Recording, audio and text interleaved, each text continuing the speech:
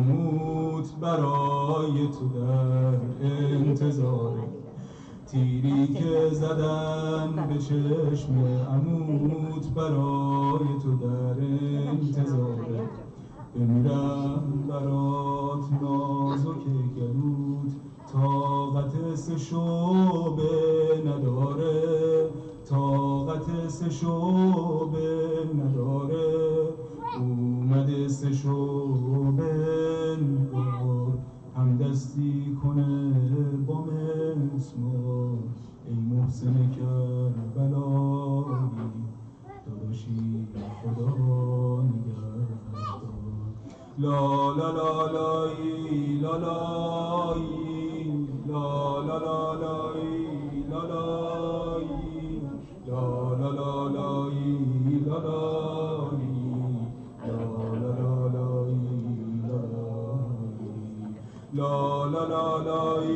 لا لایی لا لا لا لایی لا لایی لا لا لا لایی لا لایی لا لا لا لایی لا لایی سلام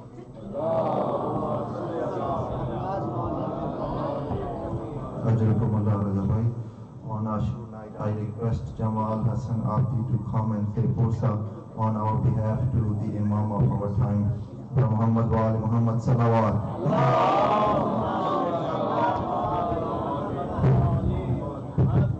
Nare Haidari. Labbaik ya Hussein. Labbaik ya Hussein. Labbaik ya Hussein. Labbaik ya Hussein. Nare Haidari. Brother Muhammad wa Ali Muhammad Salawat.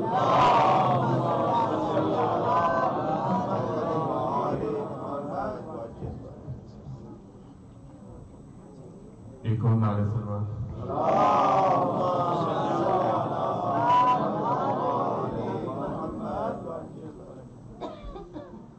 قبر اصغر کی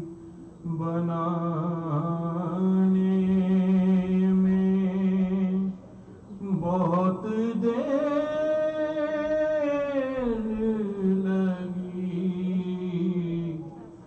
قبر اصغر کی بنانے میں بہت دیر لگی شہ کو ایک چاند چھپانے میں بہت دیر لگی ہے قبر اصغر کی بنانے میں بہت دیر لگی کچھ قدم دور تھے بازار سے دربار مگر کچھ قدم دور تھے بازار سے دربار مگر پھر بھی شہزادی کو آنے میں بہت دیر لگی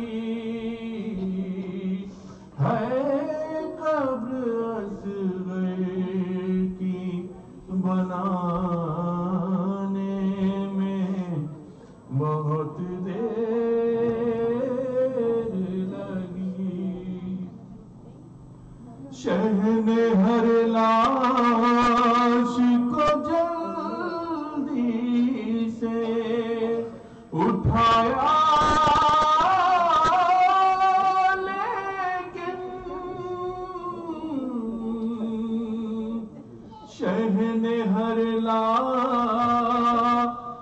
کو جلدی سے اٹھایا لیکن لاش اکبر کو اٹھانے میں بہت دیر لگی ہے قبر اصغر کی بنانے میں بہت دیر لگی ٹکڑے چنتے ہوئے قاسم کے یہ بولے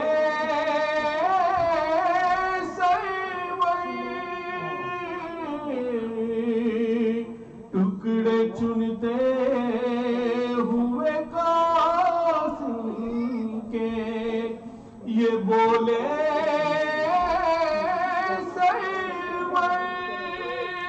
رہائے افسوس کے آنے میں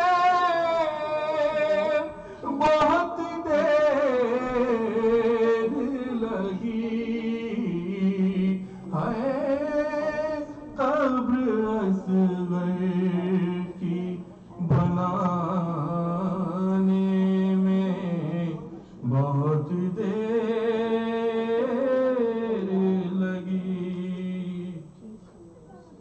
اس قدر پیاس سے سوکھا تھا گلوے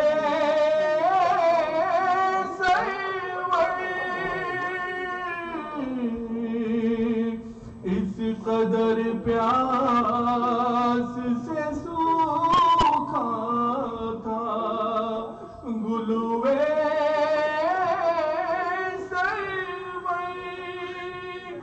شمر کو تیغ چلانے میں بہت دیر لگی ہے قبر اصغر کی بنانے میں بہت دیر لگی شہن ہر لاش کو جلدی سے اٹھایا لیکن شہن ہر لاش کو جلدی سے اٹھایا لیکن لاش اکبر کو اٹھانے میں بہت دیر لگی ہے قبر اصغر کی بنانے میں بہت دیر لگی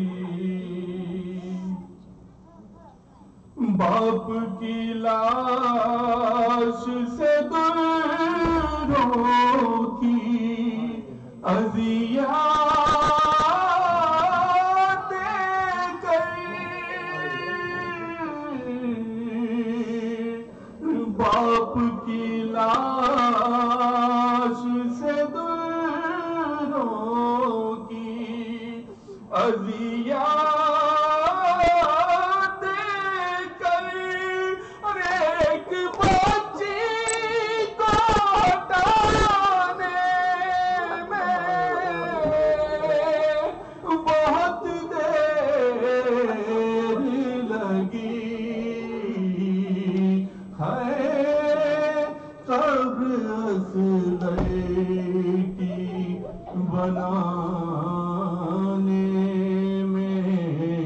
बहुत देर लगी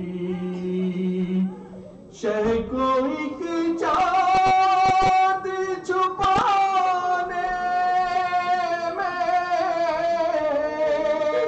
बहुत देर लगी है कब्र असग़र की बनाने में बहुत देर लगी। सलवार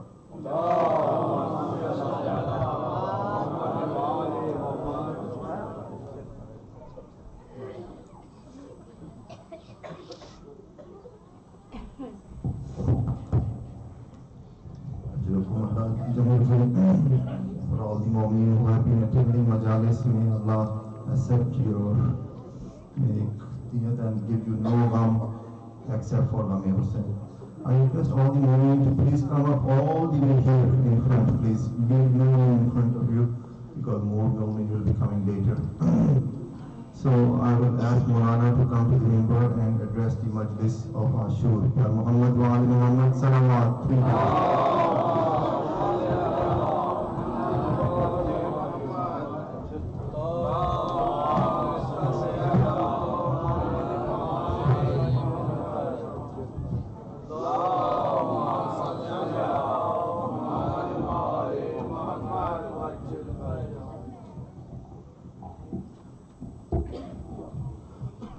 أعوذ بالله السميع العليم من الشيطان اللعين الرجيم بسم الله الرحمن الرحيم وبه نستعين لا حول ولا قوة إلا بالله العلي العظيم والحمد لله رب العالمين والصلاة والسلام على أشرف الأنبياء والمرسلين خاتم النبيين شفيع المذنبين رحمة للعالمين سيدنا ونبينا أبي القاسم المصطفى محمد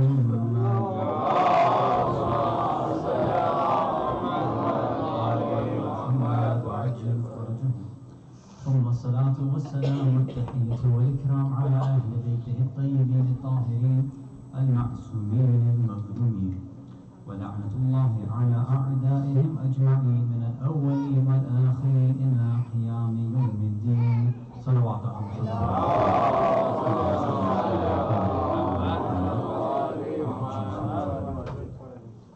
مؤمنين مؤمنات brothers and sisters in Islam and Iman Salamun alaykum jami'an wa rahmatullahi wa barakatuh.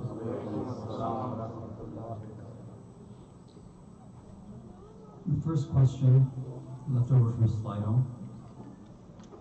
The person asks, when is it okay to join the Jama'ah and continue the prayer with the Jama'ah? For example, if I join Dhuhr prayer in the second rak'ah, can I finish the prayer with everyone? So, if you want to join a Jama'ah prayer, you basically have all the way up until the end. Now, depending on where you join and how you join, it's going to be a bit different. But I'll give just the general answers. The details, again, I can't go through everything. It's in the Tawbiyah Masail, or if people want a specific answer, again, as I said last night, after the program I'll be downstairs as well. So, if you join up until Ruku, and no matter which rak'ah it is, first, second, third, fourth, doesn't matter. If you join in Ruku while the Imam is still reciting the dhikr, and you're able to join with them up to that point. So again, you're joining either while they're reciting the surah or while they're reciting the Ruku. If you join at that point, that counts as one rak'ah for you. Okay? So if you join the second rak'ah, and let's say Dhuhr prayers, for example, let's make it easier. Let's say you join second rak'ah and Fajr prayer. If you join in the second rak'ah, you have up until the Ruku of the second rak'ah. If you join, you say Allahu Akbar, you join there, and you're able to catch the Imam while they're still in Ruku, then that counts as your first rak'ah. Right? And then after, when they go down and everybody else is finishing up their second, doing their tashahhud and salam, this is when you would get up and you would continue your last rak'ah. So you have up until that point. So that means while the Imam is reciting surahs, you can join. In Ruku, you can join. And in Qunut, in the second rak'ah, you can also join at that point. And it still counts as your first rak'ah there. If there's any other specific ones, I don't want to go too much into detail here, but if there's any other specifics, we can answer that later, inshallah. So next question is, why the long hair? Why do you have short hair? I don't know. How do you want me to answer that? So, okay, there is a reason. So when I was younger and I became a bit more religious, I had this idea that I wanted to go on Hajj. But at that point, when I had this idea, I was fresh out of college, so I didn't have the finances to go on Hajj. So I had this niyat in my mind that, okay, I want to go. And so I did another, not a real another, like a fake one in my head. I said, Allah, I'm not going to cut my hair until you help me get to Hajj. And once I get there, then I'll shave off everything and I'll bury it there in Mina. And so obviously it took a while. My hair got long, alhamdulillah, I got to go on Hajj, and then I buried it over there. And then after that fact, I don't know, people just said, listen man, you look like Jesus, you should just stick with it. I was like, okay, fine. I stuck with it. And then of course my wife, she said that, if you ever cut your hair short again, then something's going to happen. So I said, okay, for her sake, inshallah, I'll leave it long. Now the more quote-unquote religious part of it is that some say that the sunnah of Rasulullah sallallahu alayhi wa sallam.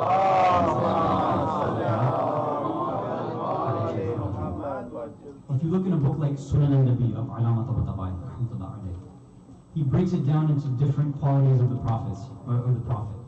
So in the section of the prophets, how he looked, his hair. So some of the narrations say that before Hijrah, before the prophet left Mecca to Medina, they say before that he actually had long hair up until his earlobes, right? And then after that fact, his head was shaved all the time. And some other narrations say that some of the imams also kept their hair long. So sometimes my fake religious excuse is that, well, some of the imams did it, some of the prophet did it, so yeah, that's my other secondary reason. But other than that, I really don't know. It's basically to make sure my wife's not upset at me. I guess that's the major reason. The next question. Although this one you already answered, but when can we have a conversation about Marvel versus DC, being that I'm a DC fan? And we already had the conversation, so anybody else wants to do that, I'm willing to debate you anytime. Now, on a more serious note, how do we respond to the misogynistic voices in our religion? Why do we not speak out against the blatant misogyny that is in our ulama, or clergy? And there was another separate question, I don't know if it's from the same person or someone else. But it's the same thing. It says, can you address the misogyny that is rife, widespread in our people, and the level of misogyny that is in our ulama and clergy? Right? So either two people thinking alike, or the same person upset that I didn't answer it, so they ask again. In either case, this is a very, very delicate issue, right? This is not an easy thing. But the first thing that I would do, with all due respect to the person who put this question in, and I thank them for asking this kind of controversial question, which we need to definitely address. Because one of the main issues of people who are anti-Islamic or Islamophobic, right, who speak out against Islam, is this issue. And again, for those who don't know, misogyny means basically a hatred towards women, or it means that you think you're better than women, or men are better than women, for example, or discriminating unjustly against women. So some will say that this is what Islam does. It unjustly discriminates against women, and people, for example, sometimes, again, this is their words, not mine, ulama are misogynistic, and the reason they pass certain rulings and fatwas is because they hate women and they think women are less than men. So that's the criteria here. So first we have to understand if the person believes that Islam is misogynistic or not. Do you believe that Islam has certain rules that are hateful towards women? If that's the case, then we have to have a separate discussion about that. It seems that the person over here, or the two people, they think that no, it's not Islam, the actual Islam, it's people who came later on, like ulama or something like that, or our own individuals, maybe our own cultures that came in and made Islam, or our version of Islam, misogynistic. I think that's usually what people in our communities believe. So, first is, I don't want to get into speculations of why don't we speak out, or why does anybody say anything, because it depends what books you're going to read, which ulama you're going to listen to. Because usually the ones that I listen to, or the books I read, all speak out against misogyny. So my question to you is, well, I don't know what books you're reading, I don't know what scholars you're listening to, and I don't know what your definition of misogyny is. Are you saying that Islam, or any religion, can't differentiate between men and women, when there's clearly a difference between men and women? Biologically, physiologically, neurologically, And then from an Islamic perspective, spiritually, men and women are different. And that spiritual difference, the difference in the Sharia, is going to be because physically, spiritually, physiologically, we're different.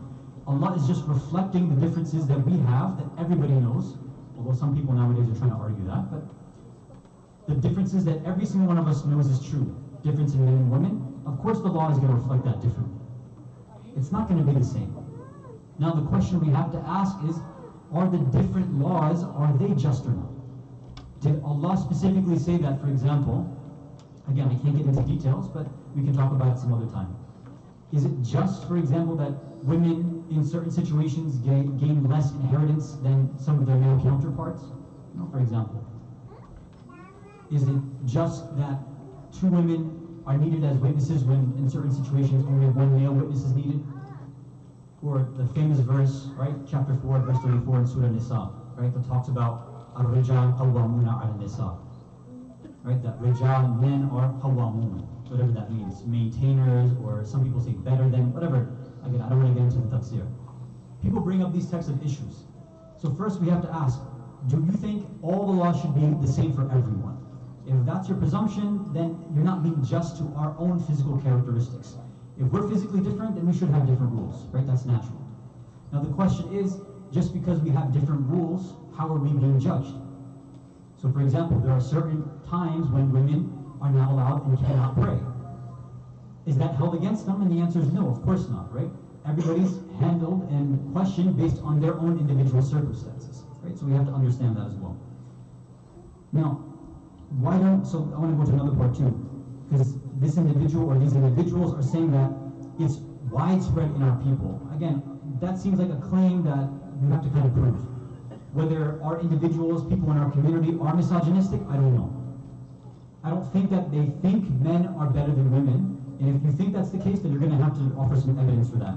And especially for the other claim, if you feel that there's misogyny in our hawza or among our ulama, then you have to offer your evidence for that as well.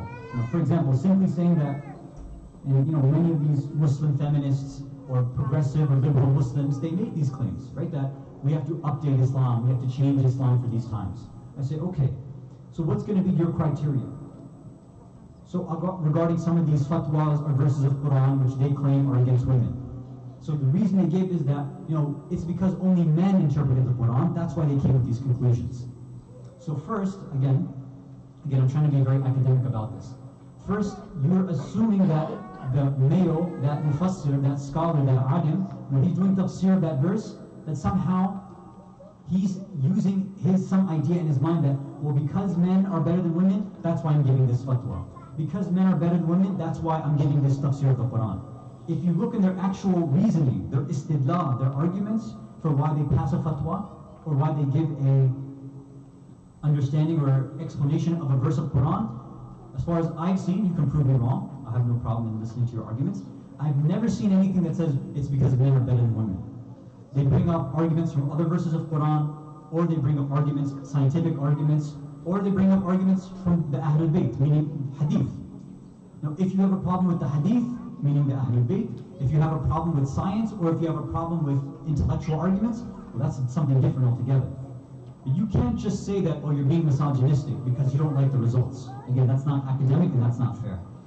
So if you're going to claim that the ulama are being misogynistic, then this claim is not enough. You have to offer some sort of proof.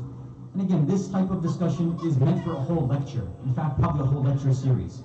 Inshallah, if we ever get the tawfiq, maybe we can do that.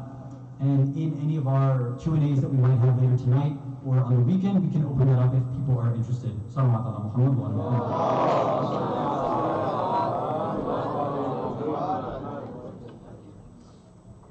So if that wasn't controversial enough, let's go into more controversy. Okay, so since the imams are not regular humans like us and are capable of doing extra human things, why did the tragedy of Karbala have to happen at all? Yazid could have been easily defeated,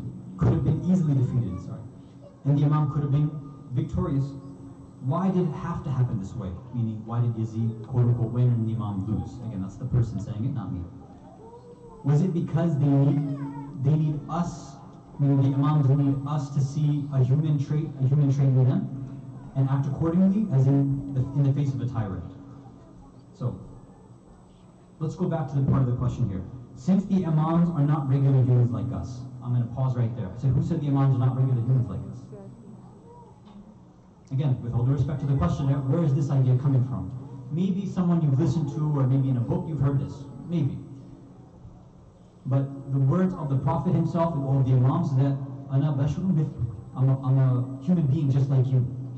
Because if you remember in the Quran, one of the major arguments of the Arabs back then is, if you are from God, what's the point? We don't want a human being, we want an angel sent down from God. We want somebody with superhuman powers. That was the argument against the Prophet. And the Prophet said, I'm a human being just like you. I sleep, I eat, I get married, and I'm gonna die. Like this, I have the same human traits as you do. And the Imams were different. The same exact limitations as being human beings, like you and I, they have the same ones. Now here's the difference. If, let's say, you see somebody on these like strongman contests, or Mr. Universe, or whatever it is, and they're able to bench press, let's say, or deadlift 300, 400, 500 pounds. You say, well, that's crazy, right? That's superhuman, that's extraordinary. But does that mean it's impossible and that they're different than you and I? No. They trained themselves, they devoted their whole lives for a goal, and they were able to accomplish it. And if any of us wanted to do the same, given, again, certain criteria, we could do the same thing if we wanted to.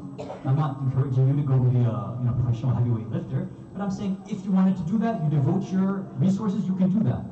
So what did the Imams do? What did the Prophets do?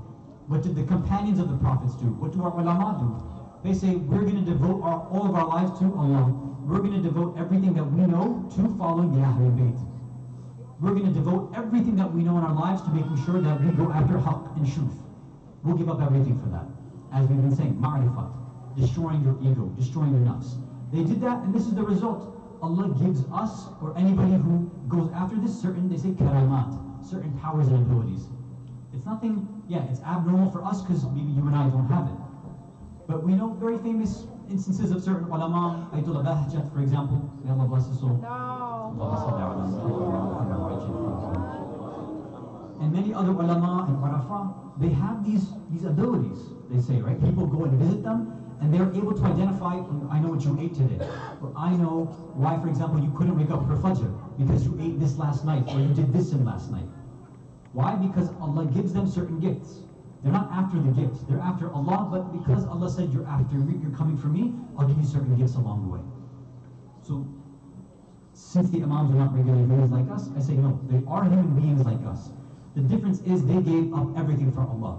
And they show that if you do the same, we can't be exactly like them, obviously, because they were like this from the beginning, that's different. But some of the levels that they reached, we can get there as well. We can become ma'asum as well. And I'll give you an example of how that's true.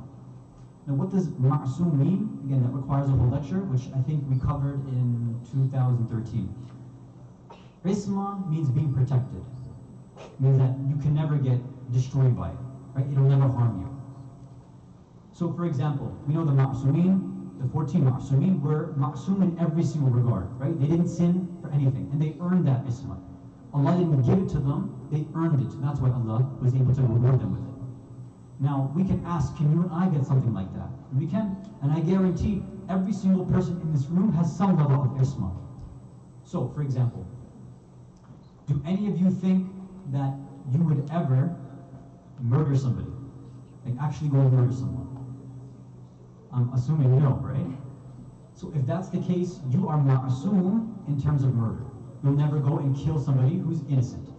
Or for example, I'm assuming nobody here is going to go out and shoot up heroin, as an example, right? Or take drugs. Okay, so what does that mean? Shaitan doesn't whisper to you that, okay, maybe tonight, for example, on Shab Ashur, let's go out to a club, or let's go buy drugs and take drugs all night. Shaitan doesn't mess with you like that because he knows that it's a waste of time, because you won't be affected by that. Why? Because you're ma'asum. Because you protected yourself against that. You've cleaned your fitrah, you've cleaned your soul enough that there's certain things that you've protected yourself against. Now there might be certain other of you who have perfected yourself so much that for you, for example, on the day of Ashura, you won't smile at all. Right? You're ma'asum against doing these things which are, let's say, bi-ihtirami, right? Which are disrespectful. Or, for example, you will always make sure that your prayers, your salat don't become qada. You're ma'soom against that sin.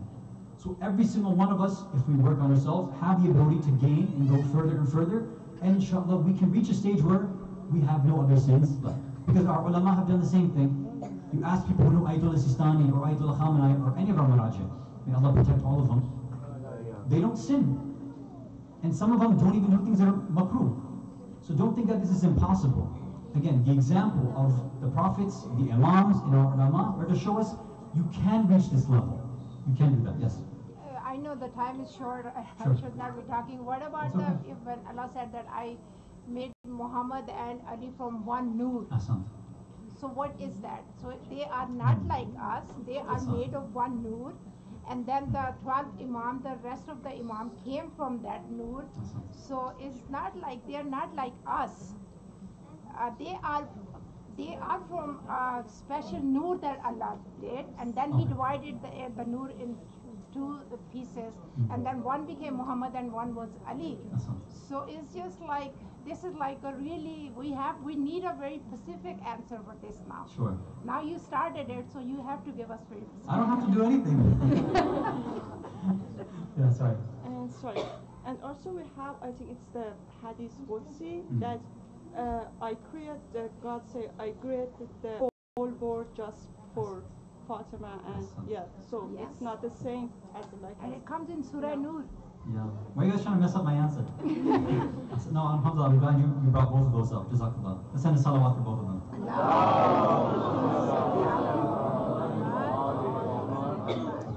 So obviously, I'm not going to be able to answer that in whatever 2 or 3 minutes that we have. So I'll give you points to think about, and then inshallah later on, maybe later tonight or any of the other nights, we can maybe open it up a bit more. But I'll put it this way. You're right that the Prophet and the Imams are not like you and I, definitely. But in the same way, you and I are not alike in that same way too. The same causes and effects that led to you being born one way and me being born another way are also different. Now, how we came to those differences is a special question. Yeah, but still human beings. Now, the question about nur, that's something that, that takes a bit more. We have to talk a bit more about in philosophy and irfan, how they talk about the idea of creation and khalq itself. So what is the difference? There's different ways of explaining it. Now, so I'll give you points to think about for yourself, right? Because I can't give the answer, but it is an answer, but it's not going to be a complete one. So it's points for us to think about. Answer before you leave. Inshallah, maybe. So, right now, with all the knowledge that you and I possess about different things, for example, we know that ghiba is haram. We know that we cannot delay our namaz. If our namaz becomes qada, that's haram, we get guna for that. So all of these things which we absolutely have certainty of that if we do this we get a sin, a ma'asiyah, a guna, are we still doing those things? The answer is yes, we're still sinning. So this is one of the reasons why we could not have been an imam or a prophet. Because even with that knowledge, you and I are still sinning. The difference is when they were given that same test, they used that knowledge and they made sure that they wouldn't sin. Again, I'm giving partial answers here. That nur, that ability to gain isma from the beginning, if you want to put it that way, was a gift because of Allah's knowledge. Now, when you and I understand things, we think about it in terms of time, right? Linear time, from beginning till Yawm al-Qiyamah, for example. But is Allah part of this time, or is He beyond time? His ilm is beyond time. He knows everything from beginning to end. There is no beginning and end for Him. It's only kun fayakun, as we said. So it's us who see that the imams were born and then they got, no. They always had it. That's because Allah knew that they would always have it. And that's why they got it. Again, think about it, inshallah, and we can address it some other time. Salawat ala Muhammad wa ala Muhammad. This works perfectly for the next question, which is what is destiny? If our destiny is pre-written, what's the significance of our du'as? Or instead, should we learn to be humble and accept things and events as they happen in our life?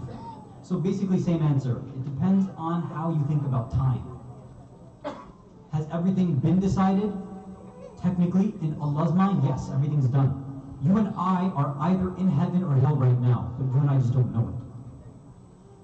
You and I we're either in heaven or in hell, but you and I don't know it. There's hijab in front of our eyes. All the sins, us not having the ma'rifah, we can't see where we are. So we're living our life moment by moment, lahzi bi lahzi, day by day. if we do more tazkiyat al-nafs, you purify yourself, then certain things start to open up for you. Again, this is how all these other ulama get to see certain things. And this is the same way the prophets and imams are able to see people's futures. Because they purified themselves, they were able to see beyond time. They didn't see time and space the same way you and I do. So, is everything decided? Yes, technically it is. But that has nothing to do with you and I. You still have to make dua. You still have to go and do the work. That is part of cause and effect. If you want a job, it's not just that you just sit in your house and say, well, if Allah wants me to have a job, He's just going to give it to me. No. Allah knows whether you're going to have a job or not. That's different than you actually putting in the work and the effort. If you want that job, one is dua, having good niyat, actually getting, having a good education, training, putting a good resume together. All of those practical steps you have to go forward and do. Why? Because Allah says you have to do all of those things. In Surah, if I'm not mistaken, Ma'idah, chapter 5, I think it's verse 35. وَابْتُغُوا إِلَيْهِ الْوَسِيلَةِ. You have to strive and go towards Allah through a wasila. Allah is saying you need an intermediary, you need a medium. You can't just get to me directly. If you want to get that natija, if you want that result, if you want something, you have to find a way to get there. And Allah has shown us, you have to use your aql, you have to use the Ahlul Bayt. All of these things are ways for us to get the results that we want. Inshallah, when we talk about Bismillah today, we'll see how that has an effect. Salawat ala Muhammad wa ala Muhammad.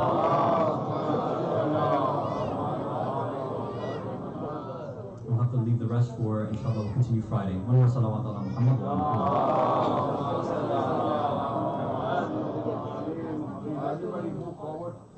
If you can all move forward, inshallah, as far as possible with the loud salawat ala Muhammad wa ala Muhammad.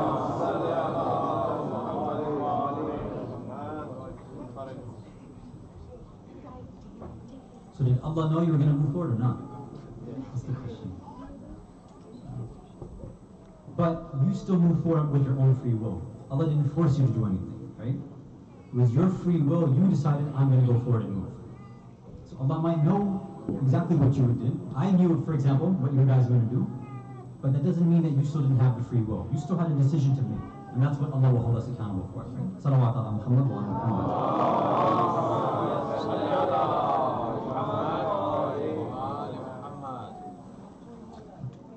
So we talked about takbir and adhan, especially takbiratul ihram. So we started talking about hand position, right? We said that hand position is like this, fingers together, up until it should reach around the bottom of the ears, facing towards the Qibla. And one person had said yesterday, they had asked, is it different for men and women? I checked the books and there is no difference. Men and women will be the same in this regard. We said that this takbir is what? The takbir, especially the takbiratul ihram, saying Allahu Akbar right at the beginning. We have to make sure that our hearts understand who are we saying is greater. Who is greater? Allah is saying that if there's any sort of nifaq and hypocrisy in your heart, if you're trying to play a trick on Allah, He's going to know and He won't accept it. And you'll feel that in your salah, because your salah won't enjoy it anymore, right? It'll be a game, which unfortunately happens to most of us. So if we have in our mind that Allah, before I'm starting, okay, who is Allah? He gave me everything that I do, I'm submitting to Him. All these things are because of Him. You lower yourself, and then you raise your hands, and His arms are showing that Allah, just like I know that you're the highest authority, everything that you command, I do. I'm submitting to you completely. This shows that I believe that you're the highest authority. There's nothing that I can conceive higher. Not my parents, not an alim, not my own mind, not my own nafs. Allah, you are greater than everything else, than anything. If I try to put you against anything, then you have to be greater. My mind can't even conceive of how great you are. When you humble yourself like this, when you say that takbiratul ihram, then you can start enjoying your prayers more. We said that the greatest act of a free person is to give up their free will, to choose slavery over having ikhtiyar, free choice. When you raise your hands, you're telling Allah, Allah, in these next 2, 3, 4 rak'ats, I'm giving up my free will. I'm telling you that I'm going to move in the way that you tell me. I'm going to recite what you tell me to recite. I'm not going to eat or drink or anything else that breaks the salah. I'm giving up my ikhtiyar for you, for my love of you, because you're worthy of worship. So if we do that, inshallah, we'll be able to gain more benefit in our salah. Salawat ala Muhammad wa ala Muhammad.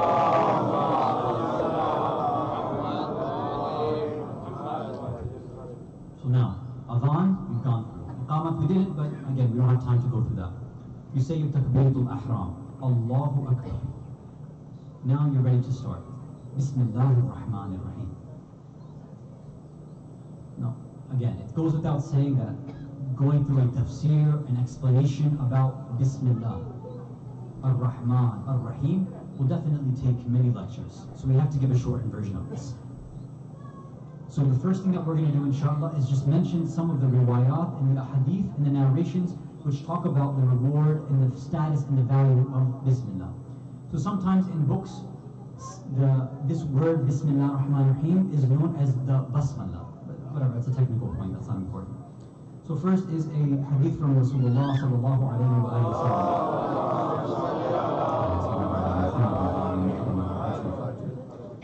It says that whenever a person recites Bismillah, then 5,000 ruby palaces are built for him in Jannah. So 5,000 ruby palaces. I want you to keep this in your mind if you can. So you got 5,000 ruby palaces. Each of those palaces has 1,000 chambers made of pearls. Right? So you have 5,000 ruby palaces. Each of them has 1,000 chambers made of pearls. In each chamber is 70,000 thrones made of emerald. Each of those thrones has 70,000 carpets. You guys keeping track? No, you're not. Has 70,000 carpets made from special fabrics. And upon each of those carpets is seated a special human ayn, right? A special angel. And a person asked, so somebody asked now the Prophet, he says, okay, what is the shart? What's the condition in order to get this reward? See, this person who's asking the question is somebody who has a lot of ma'rifah. You and I, sometimes when we hear these ahadith, we hear the reward for doing certain action, we think, okay, that's it, I just do it and then I'll get the reward, right? This person knew that, no, there has to be a condition for this. What's the condition? He says that you have to make sure that you recite this Bismillah with yaqeen and ma'rifah. You have to have conviction, you have to have certainty, and you have to have understanding and ma'rifah. You have to know exactly what you're saying. If you're just going to say Bismillah ar-Rahman ar-Rahim, in the same way that you can teach a parrot to say Bismillah ar-Rahman ar-Rahim, there's no difference between you and the parrot. It won't have that value, it won't have that worth. So how can we go beyond that? How can we be better than parrots? But let me give you some more value of what this can offer us. Another hadith from Rasulullah sallallahu alayhi wa sallam.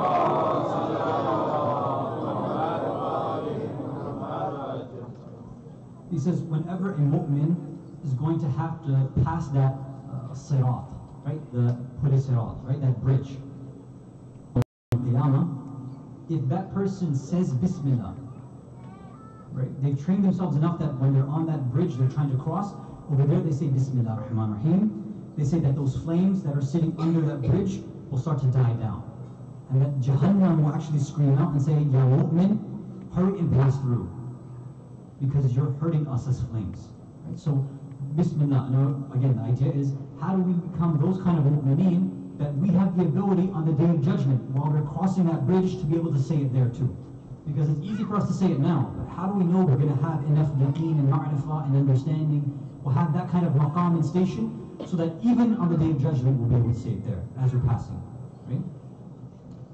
Now let me give you an interesting story of Nabi Isa alayhi salam. So, they say that he was once passing by a graveyard. And as he was passing by this graveyard, there was a certain grave there. And this person, while the Prophet Isa was passing by, there was a lot of punishment and adab and wrath of Allah coming down on that individual. Right? And when the prophets, they can see these things, they can feel that. So he passed by quickly, right?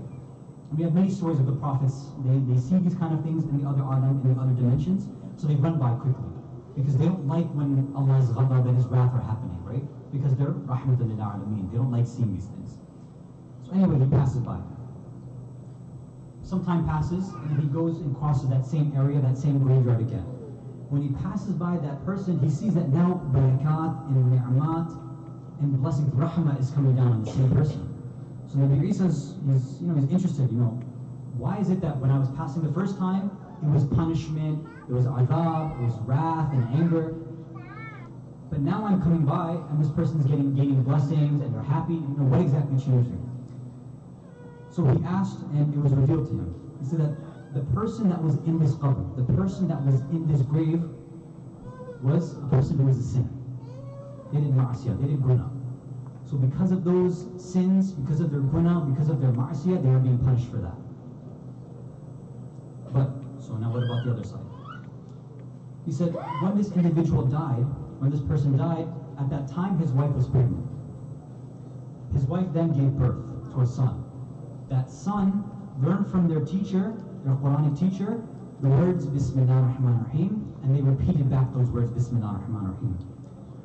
When that son of that person who was in the grave was able to repeat those words back, Bismillah ar-Rahman ar-Rahim, that reward came to the qabr of their father. And Allah said that I can't, when I hear somebody reciting my name, when I hear the fact that your son recited my name, I didn't like the fact that you're being punished again. You know, our ulama talk about the value of this. They say that the value of a person learning Bismillah, not a person reciting it, just learning Bismillah is enough to take away all the adab in a grave. And people ask the ulama, so do you mean all the Shias? They said no. So do you mean all the Muslims? He said no.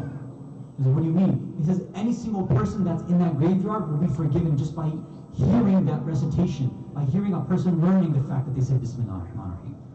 Now again, how do we get to a level where we can understand Bismillah like this? We know that it's not just saying the words. There's something deeper behind this phrase that can get us a special connection to Allah. That ma'rifah that we're after. That destruction of the ego, of the nafs that we've been going after. Because if the action was enough, if just saying Bismillah was enough, then these same rewards would have gone to people like, for example, Yazid, or Muawiyah, or Umar ibn Sa'ad, or Shimr, who said Bismillah plenty of times. But that means that there's something deeper beyond that. And we, inshallah, will try to make sure we can have it, so we can read those same rewards. Salawat ala Muhammad wa ala Muhammad.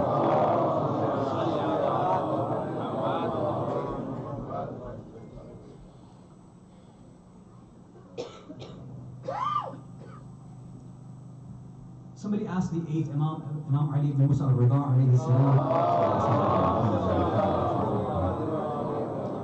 They asked him, can you please explain these deep meanings of Bismillah to us? So he says that whenever someone says Bismillah, basically what he's saying in reality, real words he's saying is that I put a sima on myself among all the different simas of Allah. What is sima? We'll get to that. So the person asked, because he didn't know, he said, what is a sima? What do you mean that you're putting a sima of Allah on you? He said, a sima of Allah is a mark. It's a sign. It's an alamat. It's a nishan. It's a brand. This person, when they say Bismillah, they're taking a brand from God and they're marking themselves. They're saying, for example, I belong to Allah. I'm Allah's property. And how are they saying that?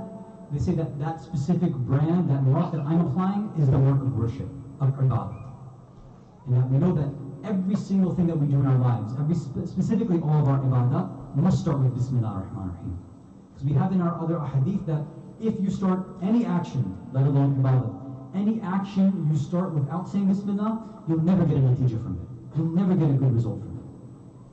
Some of our ulama have even gone forward and said that those who, for example, write poetry or recite poetry, if they don't say Bismillah before beginning, that same effect that it should have on the hearts of mu'mineen to get them closer to the Ahlul Bayt, it won't have those effects. Even if the poetry is deep, even if the voice is good, they say without Bismillah, you can never have a natija. You can never get that result. Bismillah has this value. So when we mark our actions with Bismillah, what are we doing? We're saying, Allah, I have the ability right now to say that I belong to different things. I have choices in my life. I can make certain decisions. When I'm saying Bismillah, I'm taking certain, they call preliminaries, muqaddamat, presumptions. And I'm going to take these ideas and I'm going to insert it and put it into all of my actions in my life. Whatever I'm about to do, if I start with these words, I'm putting in a certain idea there. What idea are we putting in there? So now this is where we have to start breaking down the different parts of Bismillah. Right, and inshallah we might have to continue on another night, right, because we're past our time. So let me give you the first part though. So we're going to break it up into 3 parts. First we'll start with Bismillah. Bismillah is technically 3 different parts. We have the Ba, we have the word Ism, and then we have the word Allah. So little by little. So typically, when we see translations of Bismillah, it usually says, in the name of God, in the name of Allah. Now, those of you who know a little bit of Arabic might be confused, right? Because when you see the word, or the letter Ba, it's called a harf al-jar, right? It's a preposition. Usually, fi, right? Fil Jannah means in Jannah. Fi usually means in. And Ba usually means with, right? So why aren't we saying something like with the name of God? So sometimes if you think about it that way, it might be a better understanding. Now let's go forward with that. In Arabic grammar, all these different, they say huruf al-jar, right? These different prepositions have different meanings. So fi has its own set of meanings. Ala, ila, all these words have different meanings. In English or other language, they usually only have one, maybe two meanings at most. But in Arabic, every single word has multiple meanings.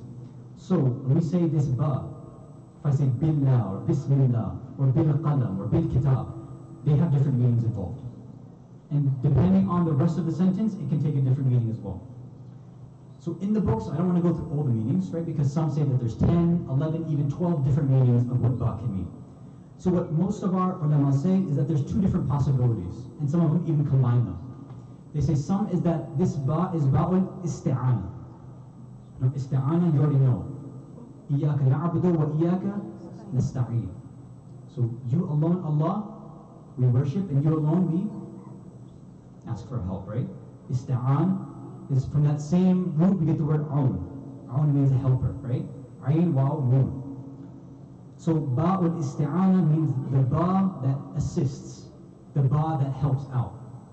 So now we combine that, this ba that helps, now we're saying bi-ismillah, with the help of the name of Allah. Okay, so now it has a bit more of a meaning. So, now, what about ism? Actually, no, let me make one more point, inshallah, before we go into the word ism. Salawat ala Muhammad wa ala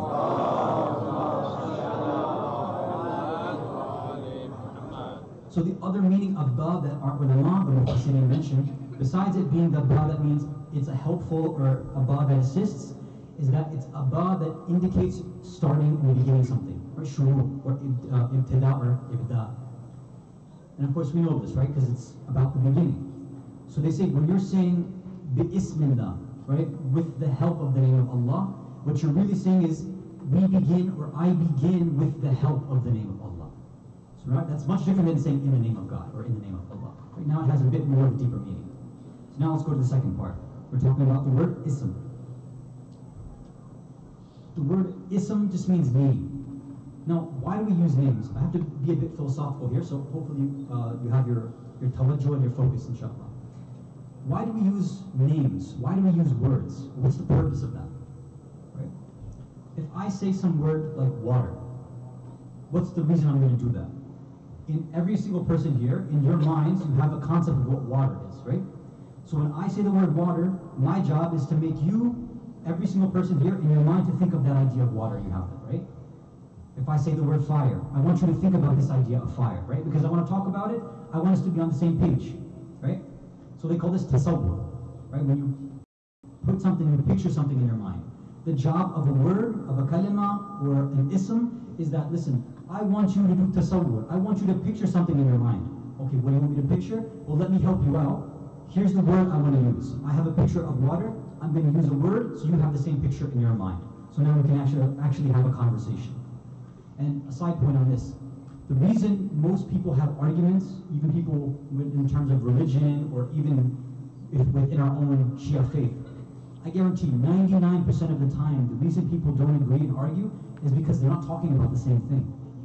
Think about this question that somebody said about misogyny, right? Why do ulama, or why does Islam, or why are these rulings anti-women, or think less of women?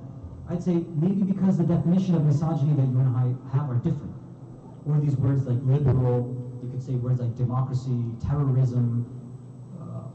For example, another good example for us is when we Shias are accused of being grave worshippers. Like you guys are doing shirk, you're worshipping graves. So listen, what is your definition of worship? And ask us, what is our definition of worship?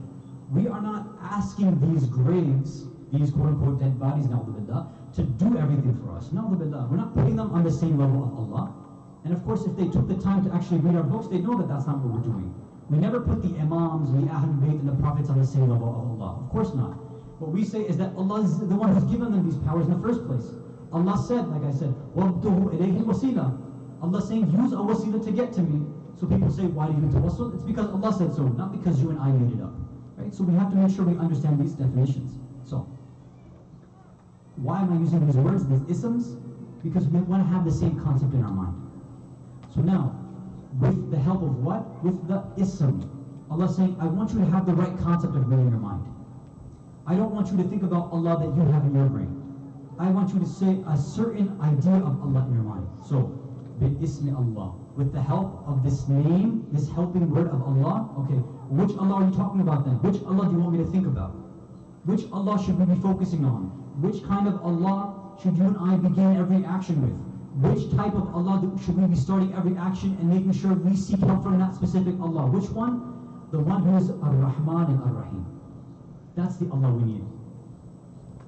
We need to start every single thing we do. Every thought that we have, everything that we're about to say has to be with which kind of God? The kind of God who's absolutely merciful to everything and who's also specifically merciful to mu'mineen and mu'minat. If this is the Allah you have in your mind, that's the Allah that Allah is saying, I want you to think about this kind. There's a reason we have to repeat this every day. Because some people say, why don't we just say Billah instead of Bi-Ismillah? Why do we even have to have Ar-Rahman, Ar-Rahim instead of everything else? Why? It's because the most important sifat, the most important characteristics and traits in Islam that Allah is saying I want you to think about is mercy and compassion and kindness. Not that we go around and we start arguing with people and we fight with individuals and we come with them with our egos. We're going to have our differences. That's natural. We're not going to agree on everything. Even when it comes to things like azadari, of course, that's natural. That's going to happen. Even our ulama disagree on things. But if you see the way that our ulama, they have discussions and debates, is much different than the way that you and I discuss issues, right? You and I, if we're talking about differences in cultures or azadari or whatever, we might get heated and we might end up, not talking to one another. But go to places like in Iraq or Iran, go to the Hawza. The ulama sit down in a table in front of individuals and they have a friendly debate and they're telling jokes to one another. Right? I've seen it for myself. I've gone to these debates, right? On concepts that you wouldn't believe. We were talking about time before. I went to one of these debates recently. It was a 2-3 part debate. And one arif and one philosopher were just arguing, or debating or discussing the concept of time in Islam. And they're doing it very civilly, very cordially. And they disagreed vehemently. But at the end of the day, they were smiling, they were laughing, bifamai, all that ta'aruf and takalluf, it was all there. If we kept that same thing in mind before we began all of our actions, think about how our lives would change before you walk into any situation. Specifically now, before you start reciting your salah, before you start al-Fatiha, you're saying, Bi-Ismillah ar-Rahman ar-Rahim. I am beginning. We are all starting with the name of Allah. Okay, I'm using this name of Allah. Well, Allah, which one do you want? Allah saying, I want you to think about the Allah that's merciful, that's compassionate. And 2 different kinds of mercies. Right? And I'm giving you the short version. Ar-Rahman, meaning mercy and compassion, that's for every single thing that exists. Where Allah doesn't discriminate. You and I are created. We have brains. We're being given rizq every day. Allah doesn't discriminate. Even people like Yazid and atheists today, Saddam, all these fasiqeen and munafiqeen, they were still given life. They were given the chance to do tawbah and repent. Imam at the last minute gave them the chance to turn away and run away. Right? Because the Imam was manifesting Ar-Rahman. Mercies for everybody, right? That Ar-Rahman is for everyone. And Allah is saying, make sure you reserve a place in your hearts for every single thing that exists. But at the same time, don't have that same sort of love and compassion for everybody in the same level. Some people like to say that we have to treat all of our brothers and sisters all the same. Right? Imam Ali alayhi salam, for example, said in everybody's favorite Nahjul Balagha quote that people are either your brothers in faith or equals in humanity. Which I don't want to get into that. There's a big misunderstanding with this, but let's leave that aside. Everybody is not equal. This is not true. Those who are following the wilayat of Ali ibn Abi Talib are not on the same level of everybody else. This is not the case. This is why when the imams would go around and give sadaqah and give food to the fuqara and the people who are in need, they made a distinction, they made a difference. One of the Sahaba asked the Imam for this. He saw the Imam going around at night. He followed him around. He saw the Imam giving all these people who are in need, these masakeen and fuqara, who are sleeping outside, he gave them these big pieces of bread. And so this companion asked, I can't believe you're giving him a whole piece of bread, you're giving him so much. That's amazing. And these people were Jews or Christians, for example, right? So the companion, the Sahaba is thinking, I'm surprised, Ya Rasulullah, that you're giving this Christian so much food. He said, yeah, I'm giving him that much food. But if he was a follower of our wilayah, I'd even give him meat on top of that. The Imam is showing us that, yes, we take care of other individuals, we show love, we show compassion to everything and everybody. That's fine.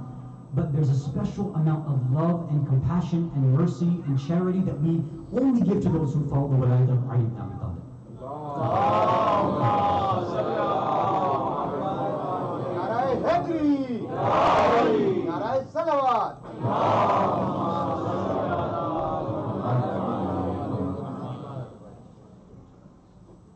So don't think that, well, since I gave, whatever, $100 or $1,000 to this center to build the new one, well, I should be tolerant of all faiths. I should give $100 or $1,000 to the local church or to the Red Cross or whatever. No, that's not the case. We are on haqq, we are on truth, and other individuals do not have that same level of truth. Yes, they might have little pieces, of course, and they might have deviated a little bit, fine. But the only way to get that true ma'rifat and understanding of Allah is through the words of the Ahlul Bayt. There's no other place you can get them. Again, we've given the examples of Sahifa Sajjadiyya. You can't find these words in the Christian saints or these Jewish rabbis. They can't express that love like this because they didn't have that same love. So, again, I had to cut out a lot because we're running out of time. I have gone a bit over, so forgive me for that. But these are important points that I think we need to hear. Bismillah ar-Rahman ar-Rahim. We're starting off our salah and anything that you want to start off with. Allah is saying, make sure you understand that you should be starting off with this. Allah is giving us the formula. This is how you have to start anything in your life. Whether it's eating, it's a movie, video game, before going to the bathroom, before you're reciting the Quran, before poetry, before matam, before you leave the house, before you enter the house, before you go to work, while you're doing your work. If you have to do something, it should be starting with the name of Allah. If you do that, it'll reach its natija. So how do you think about it? We begin with asking Allah for His help. Allah, I need your help. If you don't help me, if you don't give my mind the power to do this action, if you don't give my tongue the ability to say these words, if you don't give me the ability to hit my chest in the love of Imam Hussein, then I have nothing left. Allah, I need you to give me that, because I don't have anything by myself. Allah says in the Quran, Ya ayyuhan nas antum al-fuqara Allah. Hey, you human beings, you guys are fuqara, you guys are nothing. You're fuqara, you're in need, you're dependent completely on God. There's nothing you can do by yourself. We said the other day, every single atom, every single particle is only existing because God's letting it. Otherwise you'll just snap into, just like Thanos did, right? He can snap you into non-existence just like that. But Allah is letting us continue year after year, moment after moment. So now, how do we continue thanking Him for that existence? How do we continue to thank Him for all of these moments? He says, make sure when you start off all of your actions, you remember Ar-Rahman, that I am the Allah that gives mercy to every single thing, all creation, no matter if it's good or bad, fasiq or not, every single thing gets some sort of rahmah from you. But for the mu'mineen, those who are striving to get better, who are going after truth, who are following, especially the wilayat of Ali ibn Abi Talib, those who are waiting for the Imam of time, you give your special love, your special muhabbat, your special gifts are reserved only for them. Salawat ala Muhammad wa ala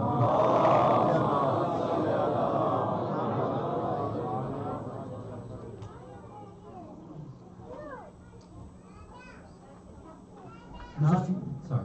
Salawat ala Muhammad wa ala Muhammad.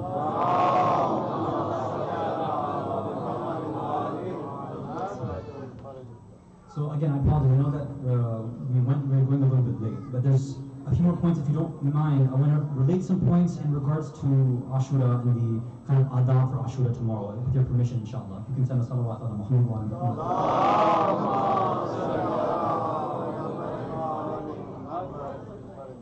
So, and again, I'm saying this because I have a wazifa, I have a duty. I don't mean to offend anybody here. But this question, I guarantee, will come up. This confusion comes up. I'm saying it because I know this community can handle issues like this, and I need to make sure you have this information.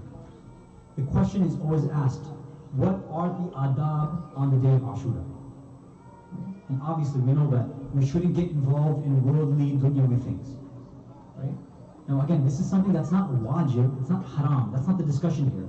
This is a chance for us to give up our free will, to say, if you truly have any sort of sadness in your heart for the gham and the bala and what took place for the Ahlul Bayt, then you'll leave the world for at least one day. You wear black. You try not to get involved in things which will make you happy, right? Again, and for the parents here who want to teach their kids about this, again, this is a point where you have a chance to explain, not force them, explain. If they don't understand after you explain, this is not the child's fault. This is our fault for not being able to explain it correctly. Don't expect that simply forcing an emotion on somebody is going to get them to switch. You have to, little by little, give them that space so that they can gradually learn about the Ahlul Bayt. Having an emotional connection to the Ahlul Bayt, for us might be easy, but for other individuals it might be a little tough. So we have to have a bit of patience. Remember, Ar-Rahman, Ar-Rahim, we were teaching them this. So, what are some of the adab? We mentioned this. Tonight, if you can, don't stay up late and just eat and drink and things like this. Try, if you can. Many people have been asking historically relevant questions about what happened in Karbala. In the minbar, for all intents and purposes, the point of this masa'ib and musibah is not to give you the 100% historical account of what happened on Ashura. It's to give you one possibility of what happened, right? I'm not here reciting history to you, so you shouldn't have that misconception. I'm not obviously lying to you that I'm going to make something up and just spice up an event. No, that's not what happens, and it shouldn't happen. But these are possibilities of what could have transpired, right? And it's for us to reflect on what could have happened to the Ahlul Bayt. If you want the history, then there's many different books that have been translated that you can go ahead and read. So go on, for example, al-islam.org and look at the different books that have been written about Karbala, and you can read through it yourself. In one night, you can read through just those relevant parts, and inshallah that should give you a connection to what happened to the Ahlul Bayt on that morning and on that afternoon. And the last thing I want to mention is that in some of our cultures, there's this idea that we shouldn't be saying salam to one another, we shouldn't be shaking hands, something like this. So in the actual books of our ulama, there's nothing like this written. I'm not saying wrong or right. I'm saying there's nothing like this that we have from the Sirah of the Ahlul Bayt. There's nothing like this from the Marajib. And specifically, one scholar has asked Ayatul Sistani that, shaking hands and not saying salam or saying salam on the day of Ashura, what is your idea? So they told Ayatul Sistani, there are some people who refuse to say salam, and if you say salam, they won't even respond to you. They won't shake hands. So what is your opinion on this? So Ayatul Sistani replied, and again, there's a video about this online. You can see the Sheikh telling the story that he personally went there and asked. He said that this is not a correct action. The salam that we have in Islam is something that is mentioned by Allah. And a strong proof for this is this. Tomorrow, when we're reciting Ziyarat al-Ashura, Ziyarat al-Nahiya, Ziyarat al-Waritha, all these ziyarat that we're reciting, what's the first thing that we're saying there? Assalamu alayka ya Aba Abdullah. Assalamu ala waritha Adam sifatillah. We're sending salams. So if sending salams was something that had to do with being happy, or it had some negative connotation for Ashura, then those ziyarat wouldn't have had it in the first place.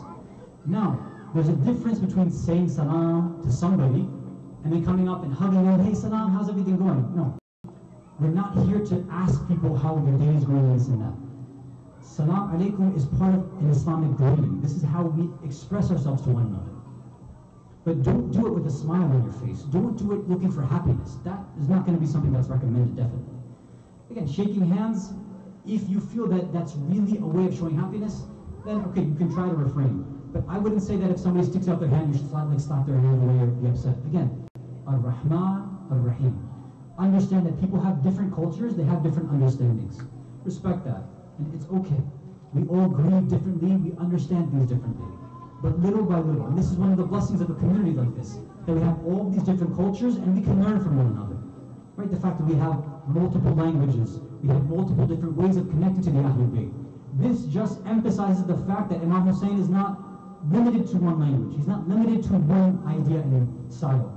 Aren't we the ones who say that Imam Hussein and his message is not limited to Shias? It's not limited to Muslims? It's for all of mankind. If that's the case, then we have to open our hearts to all the different ways possible about learning the message of Imam Hussein and showing our different ways of expressing our love for Imam Hussein. Salawat ala Muhammad wa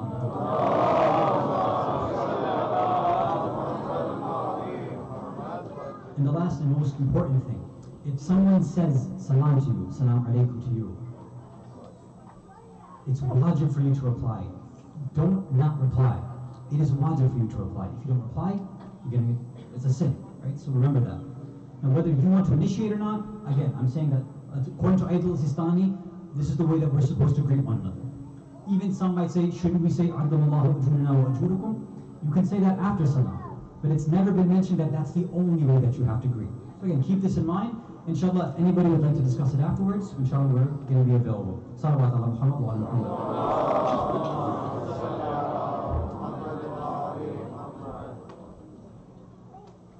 Tonight's musibah and masa'ib is not like any other of the musibahs and masa'ib that we've been going through every night.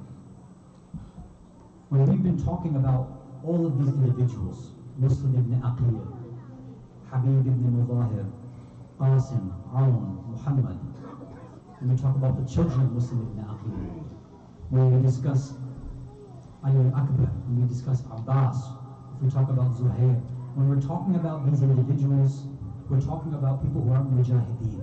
We're talking about individuals who went out to the battlefield to fight. They all went with a specific mission, a specific irada, a specific intention. They knew what their result would be. But this musibah is something that's still ajib to this day. No matter how many times that we hear it, no matter how many times we recite this, no matter how many times we try to say these words of the Noha or Latwiya, it just doesn't sit with us.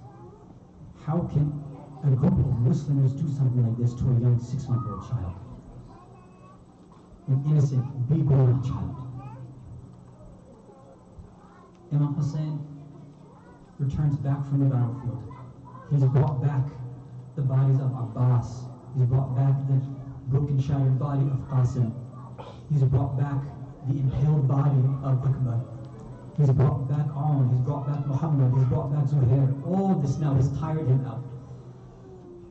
He's looking around from side to side. He sees women. He sees children. He sees his son laying down in bed, still ill. And he says his famous words as he's looking around, Hal min nasirin yansuruna.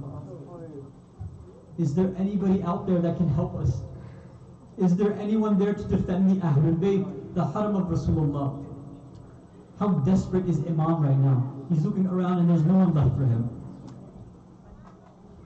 Suddenly, when he says these words and he's in despair and he's crying out, they say that in one of the tents, some crying was heard.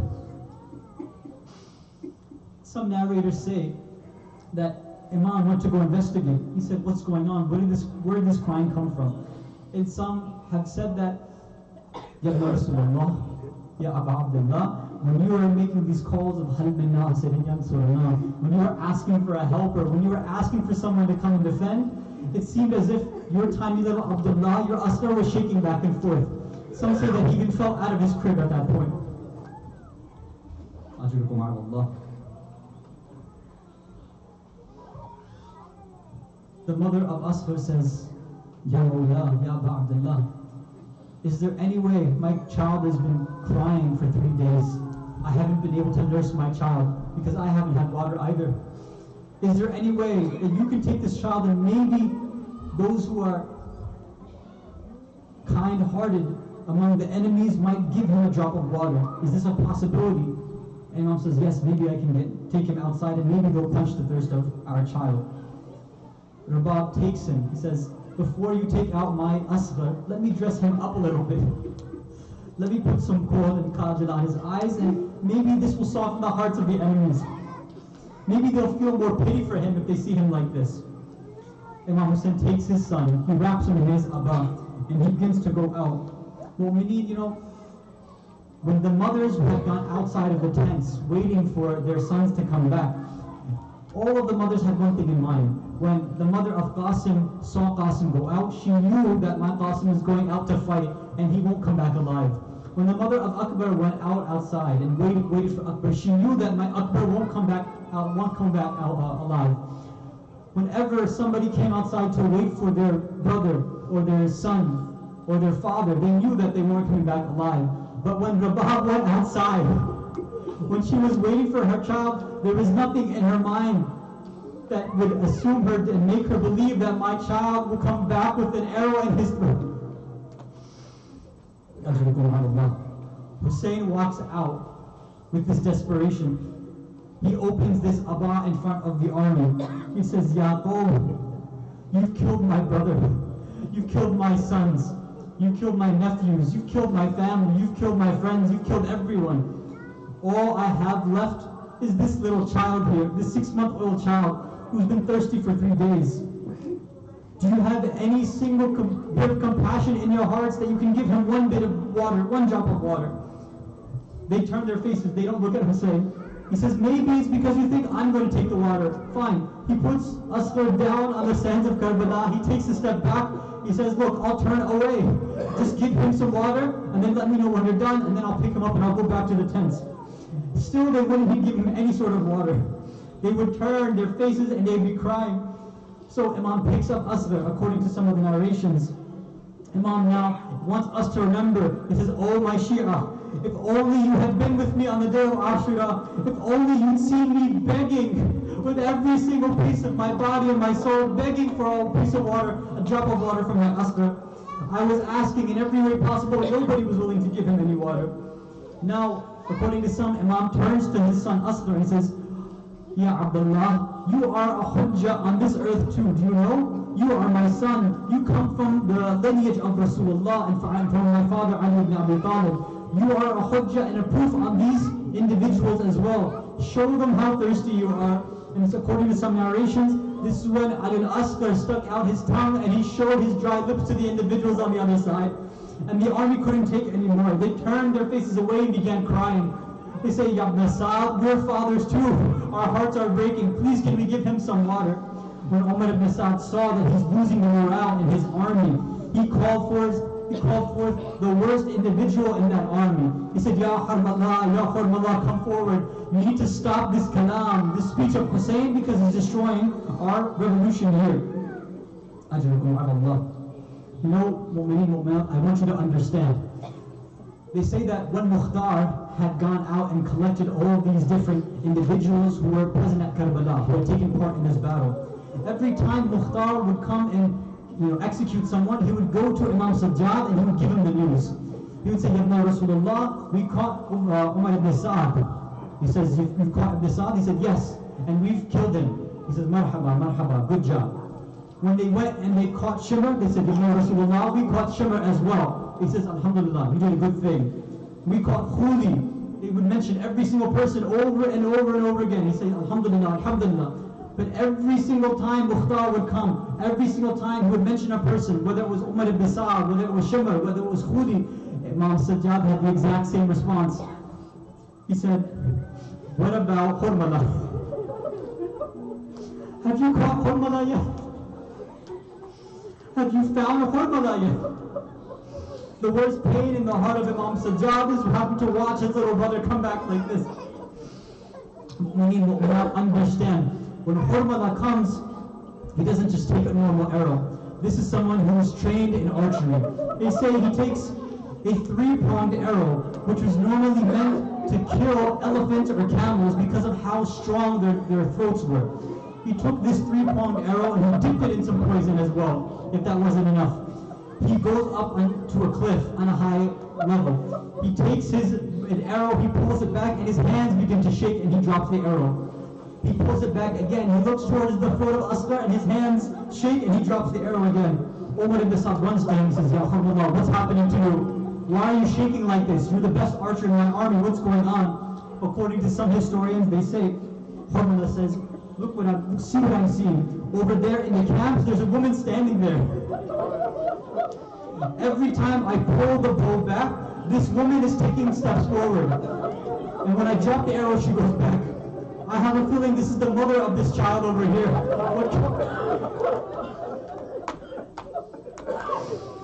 We would say that, no, this is not the mother, this is Fatima.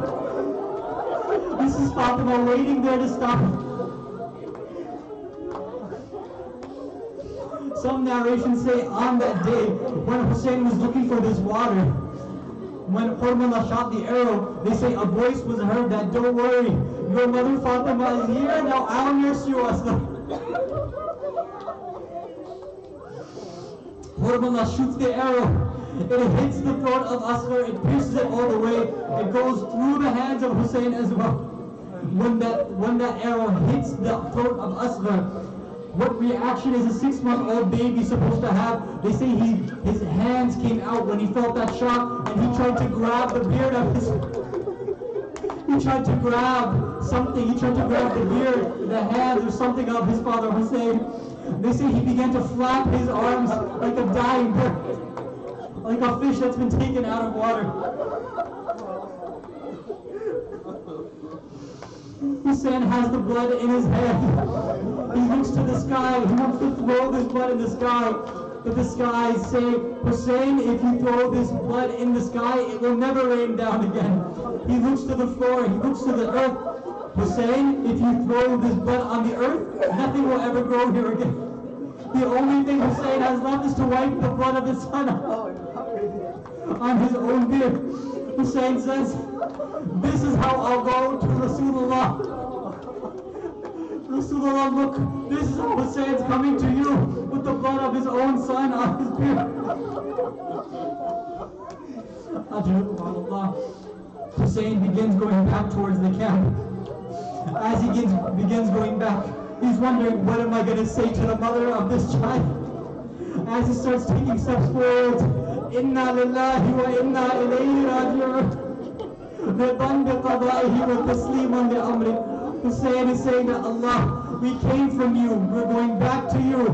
I'm happy with whatever you decide. But then Hussein remembers, how can I show the mother of this child to them? He takes 7 steps back, Inna lillahi wa inna ilayhi. With taslim on the amri. 7 times Hussein goes back and forth. Finally, when he gets close to the camp, he says, Ya Zainab, hold Rabab back. Hold her back. Zainab holds back Rabab. When he comes forward, Hussein forgot to stop Sukaina and Sat. When Ruqayya comes forward, he says, Baba, Abata, were you able to get some water? She doesn't ask for her own self.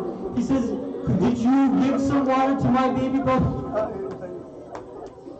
Hussein doesn't say a word. He opens his abba. Everyone sees what happens to Aslam.